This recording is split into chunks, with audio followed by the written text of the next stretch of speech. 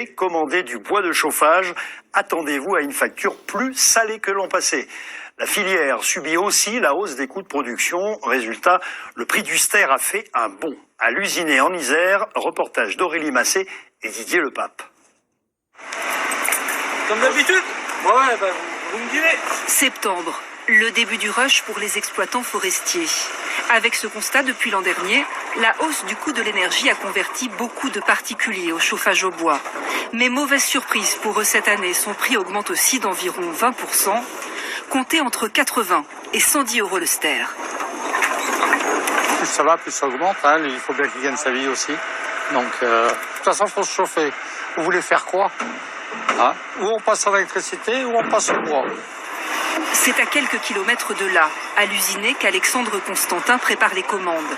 5 salariés sur une exploitation où les coûts de production ont explosé en 2 ans. Pour poursuivre son activité, il n'avait d'autre choix que de revoir ses tarifs. Puis le carburant, ça a augmenté. On était à 70 centimes le litre, maintenant on est à 1,40 pour faire le plein du tracteur. Le camion, c'est pareil, on est à 1,84 le litre. Il y a 2 ans, on était à 1,10. Donc ça change la donne. Les pneus, on les payait 200 € du camion, maintenant c'est 600 €. S'approvisionner en bois devient aussi plus compliqué. Le secteur de la construction ralentit et fournit moins de chutes, tandis que les coupes, elles, se font rares. Le problème, c'est que maintenant, il y a des écologistes dans les communes. Donc, il faut demander une autorisation pour couper du bois aux communautés de communes. Et des fois, on a un avis favorable, mais il faut laisser 50% ou un avis défavorable. Donc, on ne peut pas couper le bois. Et donc, le bois se fait rare.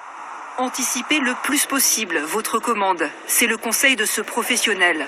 Si les délais de livraison sont courts actuellement, l'an dernier, au pic de la demande, certains clients ont dû patienter jusqu'à 4 mois.